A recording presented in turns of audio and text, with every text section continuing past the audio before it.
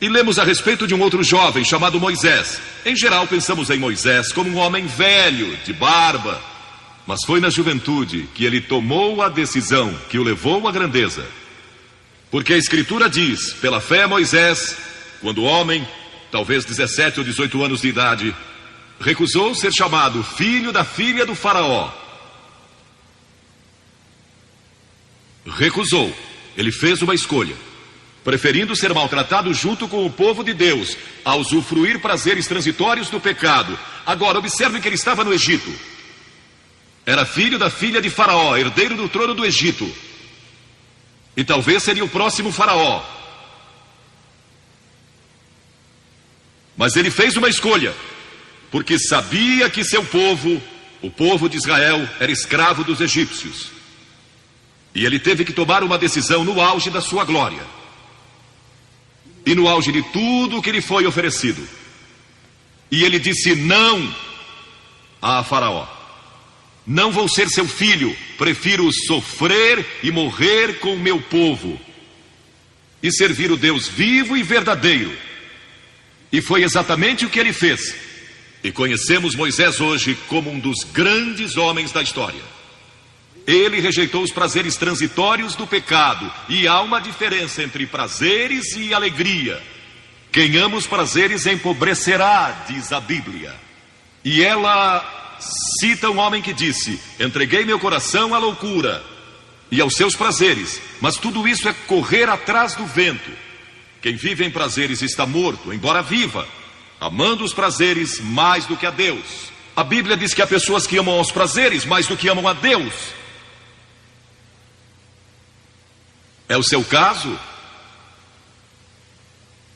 Você ama Deus mais do que ama prazeres pecaminosos? Não falo de esportes e todas essas coisas maravilhosas que temos. Falo de prazeres pecaminosos. Mas a alegria é produzida pelo Espírito Santo. E há centenas de passagens que falam dessa alegria. Você pode ter alegria, mesmo quando não tem prazer, porque a alegria é profunda. O anjo disse aos pastores naquela grande noite: não temais, pois vos trago boa nova de grande alegria, que o será para todo o povo. E mesmo no sofrimento, quando você recebe a Cristo, Deus não remove o sofrimento. Ele não remove todos os problemas e as dificuldades da sua vida. Não faz isso. Ele não promete, se você está desempregado, conseguir um emprego amanhã se você aceitar a Cristo hoje à noite. Ele promete que lhe dará graça e força e alegria em qualquer situação. Bem-aventurados sois quando os homens vos odiarem e quando vos expulsarem da sua companhia, vos injuriarem e rejeitarem o vosso nome como indigno, por causa do Filho do Homem. Regozijai-vos naquele dia e exultai. Ele disse: quando vierem a mim e tiverem problemas e tribulações e as pessoas odiarem vocês, ele disse: exultai. Porque grande é o vosso galardão lá no céu, pois dessa forma procederam seus pais com os profetas. Todos que viverem piedosamente em Cristo serão perseguidos, a Bíblia diz. Ainda haverá sofrimento. Jesus disse: quem não tomar a sua cruz e negar-se a si mesmo, não pode ser meu discípulo. Moisés escolheu a alegria de seguir a Deus, em vez da vida de prazeres no Egito. O que você está seguindo? Qual é a sua escolha nesta hora? E então o último é Jesus. Jesus foi tentado em todas as coisas à nossa semelhança, mas sem nenhum pecado. Quer dizer que Jesus foi tentado a mentir? Sim. Que Jesus foi tentado a cobiçar? Sim. Que ele foi tentado a adulterar? Sim. Que Jesus foi tentado a roubar? Sim. Ele foi tentado em todas as coisas, como nós, mas sem pecado. Como ele teve vitória sobre a tentação? A Bíblia nos diz no capítulo 4 de Mateus e em muitos outros textos, mas vou falar só deste. O diabo veio a ele quando ele estava faminto e sedento e disse: se és o Filho de Deus, manda que estas pedras se tornem em pães.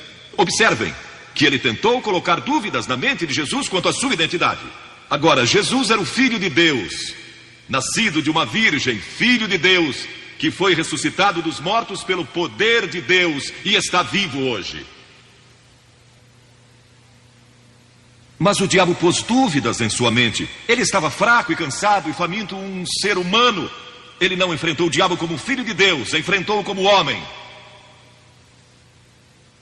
E ele sempre respondeu citando as Escrituras. É por isso que você deve decorar as Escrituras. Nem só de pão viverá o homem, mas de toda palavra que procede da boca de Deus. Jesus disse que há uma coisa que é mais importante que a comida, e sexo, e coisas materiais. É sua vida espiritual. E então ele disse: se tu és o Filho de Deus, atira-te abaixo, porque está escrito: aos seus anjos ordenará a teu respeito que te guardem, para não tropeçares. E Jesus de novo respondeu: está escrito: não tentarás o Senhor teu Deus. E então o diabo levou a um alto monte e lhe mostrou todo o futuro do mundo, todos os reinos que ainda estavam por vir. E lhe disse: se dobrares o teu joelho e me adorares, eu te darei todos os reinos do mundo e sua glória. Jesus não argumentou se ele podia fazer isso. O diabo pode dar-lhe qualquer coisa. Alguns de vocês estão vendendo as suas almas por nada, coisas sem valor. A Jesus ele ofereceu o mundo todo, mas ele sabia que a cruz estava esperando por ele, e o único meio de salvação para o mundo era a cruz. Se tivesse obedecido o diabo, nós nunca teríamos tido a oportunidade de sermos salvos e perdoados. Jesus teria tomado um atalho e nós estaríamos perdidos. Mas Jesus disse: está escrito, ou melhor, começou dizendo: retira-te, Satanás, porque está escrito: ao Senhor teu Deus adorarás e só a ele darás culto. E assim o diabo deixou, e anjos vieram e o serviram. Observe como Jesus enfrentou o diabo ao ser tentado. Primeiro, ele citou as Escrituras. Segundo, ele estava cheio do Espírito Santo. E terceiro, estava na vontade de Deus. Você está disposto a dizer não às tentações do diabo? Está? Pense nisso. E está disposto a dizer sim às declarações de Cristo, de que Ele é Filho de Deus, e quer que Ele entre em seu coração e perdoe seus pecados, salvando? Eu sei, muitos de vocês foram batizados e confirmados. A maioria de vocês talvez sejam membros de uma igreja, ou se identificam com uma igreja, ou talvez vão à igreja 2 ou 3 vezes ao ano. Não sei se fazem isso ou não, mas sei que muitos o fazem. Mas não podem declarar aqui hoje: eu sei que meus pecados foram perdoados, eu sei que vou para o céu. Deus está disposto a perdoar todo o seu passado hoje por causa da cruz. Deus está disposto a dizer: eu perdoo você, porque Ele ama você. E Deus se interessa por você como se você fosse a única pessoa em todo o mundo. E você pode recebê-lo nesta noite. Você diz: o que preciso fazer? Primeiro, deve estar pronto a se arrepender dos seus pecados. O primeiro sermão de Jesus foi sobre arrependimento. E a palavra arrependimento significa mudança, mudar suas ideias, mudar seu estilo de vida. Deixar que Cristo entre e o ajude a mudar. Está pronto a fazer isso? Não pode mudar por si mesmo, mas Ele o ajudará a mudar. Não que você será perfeito. Significa que vai dar à sua vida uma nova direção, e Ele estará com você para ajudá-lo. À medida que você anda dia a dia com Cristo, você vai falhar e vai errar, não vai ser perfeito, mas Cristo estará com você, se estiver pronto a se arrepender. Diga a Deus: nesta hora eu pequei e me arrependo, e estou pronto a mudar. E então a segunda coisa é que você o recebe pela fé. Cliff disse há pouco que você não pode racionalizar a salvação. Há certas coisas que podemos compreender, mas muitas delas a princípio você não pode entender. Tem que vir como uma criança, dizendo: não posso entender tudo, mas eu te recebo em meu coração hoje pela fé. Pela fé que somos salvos, pela fé e não por obras, para que ninguém se glorie.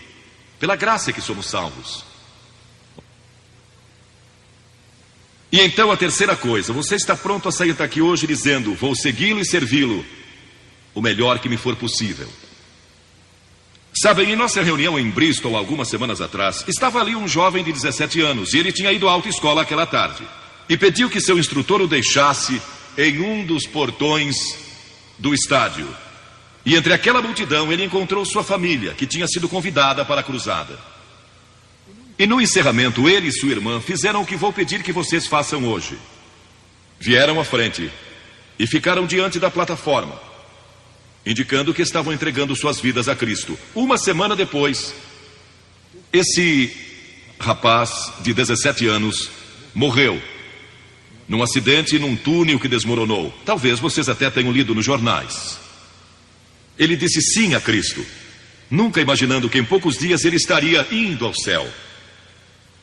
E nós o veremos lá outra vez. Você sabe para onde iria se isso acontecesse com você? Certifique-se antes de sair daqui. Vou pedir que saiam dos seus lugares agora, centenas de vocês, talvez milhares até, e venham e fiquem aqui na frente, calmamente e reverentemente, dizendo ao vir: eu me arrependo dos meus pecados, quero receber a Cristo em meu coração, quero saber que fui perdoado e que um dia vou para o céu, quero esta nova vida. Você diz: mas Billy, por que você pede que venhamos publicamente? Por que em público? Porque toda pessoa que Jesus chamou no Novo Testamento chamou em público.